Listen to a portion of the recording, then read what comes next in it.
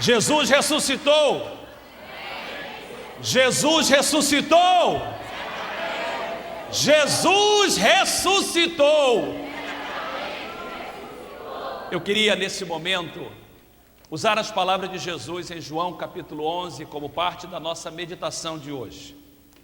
Jesus estava perante a morte. Jesus estava perante o túmulo de Lázaro. A ressurreição de Lázaro, narrado no Evangelho de João, capítulo 11, é um precursor da própria ressurreição de Jesus. João cuidadosamente conta a história da ressurreição de Lázaro para preparar os leitores para a ressurreição de Jesus. O propósito do livro de João é claramente falado no final deste evangelho. João diz assim: eu escrevi essas coisas para que vocês possam crer e continuar crendo que Jesus Cristo é o Senhor, e para que crendo tenha vida no seu nome. Repita comigo a palavra vida, por favor, todos juntos: vida. E para que crendo tenham vida no seu nome. Então a palavra vida é importante em João. Lá no livro de João, no capítulo 1, quando apresenta Jesus Cristo, e você tem que entender que João andou com Jesus. João era um dos discípulos de Jesus. João era um dos 12. João era o discípulo amado. E João escreveu muitos anos após o fato, quando ele já era velho, antes de morrer. Ele coloca as experiências e aquilo que ele viu com os seus olhos, ouviu com os seus ouvidos a respeito de Jesus. João começa o evangelho da seguinte forma. Ele diz o seguinte: no princípio de todas as coisas era o Verbo, a palavra. O Verbo estava com Deus. Esta palavra era o próprio Deus. Todas as coisas foram feitas por Ele, sem Ele nada do que foi feito se fez. E aí João, ele faz uma afirmação logo no início do capítulo 1 de João. Ele diz assim: nele estava, diga comigo a palavra, a vida, e a vida era a luz dos homens. O propósito do evangelho de João é apresentar Jesus Cristo não só como Filho de Deus, mas como o autor da vida. Eu quero que você entenda que vida é antídoto de morte. Vida é o contrário de morte. Morte é alguma coisa tão terrível. Morte é triste. Ninguém gosta da morte, ninguém gosta de funeral, ninguém gosta de passar por morte. Quando algum ente querido morre, seja um primo, seja um sobrinho, seja um marido, uma mulher, e talvez a morte mais triste é de um filho. Todos os momentos de morte são momentos terríveis. Lágrimas, separação. Morte é sinônimo de tristeza. Morte é sinônimo de escravidão. Morte é sinônimo de trevas. E o precursor da morte é a velhice. Velhice também é ruim. Ninguém quer ficar velho, por isso que milhões de dólares são gastos diariamente para que as pessoas possam cobrir a velhice que chega para todos nós. Mas Deus não planejou isso no início. Deus não nos fez para experimentar nem velhice e nem morte. Deus, quando criou o homem, começou dessa forma lá no livro de Gênesis. Deus fez assim. A Bíblia diz que Deus cria o homem e da criação de todas as coisas, a criação dos animais, da natureza, a criação mais linda foi quando Deus formou o ser humano. Gênesis 1, 26 diz que Deus formou com as suas próprias mãos. E Deus soprou o seu espírito dentro do ser humano. E o texto diz: e o homem foi feito alma vivente, ou seja, uma alma com vida. E quando Deus fez isso, Ele fez a cada um de nós a sua imagem, a sua semelhança. Ele nos fez para viver para sempre. Nunca foi o desejo de Deus que a morte entrasse na nossa vida, que a morte invadisse o nosso ser, que a morte fosse a nossa realidade. Por isso que no Jardim do Éden, que é um exemplo, é uma analogia do céu, da presença de Deus, havia duas árvores no meio do jardim.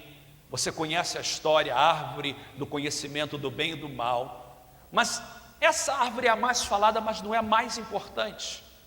A árvore mais importante estava bem no centro do jardim. A árvore mais importante estava no centro do local onde Deus está. Era a árvore da vida. A árvore da vida representava bênção. A árvore da vida representava alegria. A árvore da vida representava saúde. A árvore da vida representava juventude eterna. Você sabe que na história há sempre uma busca da juventude eterna.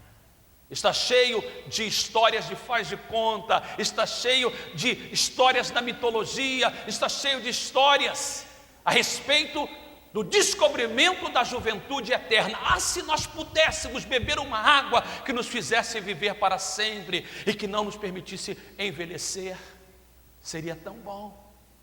Mas a Bíblia diz que no jardim havia uma árvore chamada árvore da vida, que permitia o homem e a mulher viver para sempre.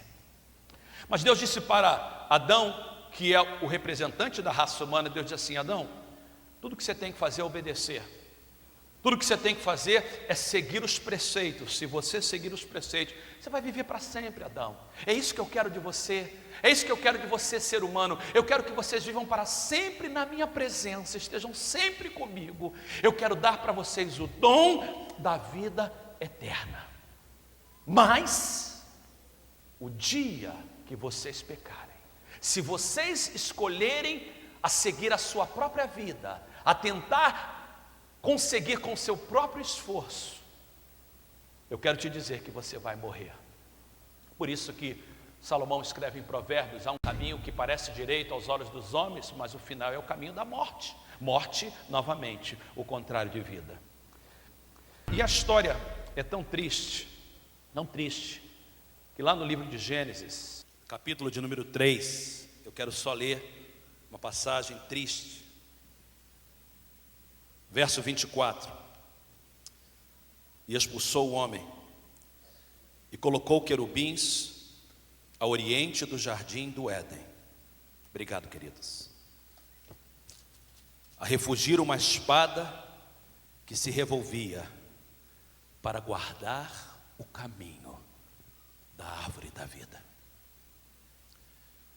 É um texto que a gente lê várias vezes e a gente não pensa na consequência teológica deste texto.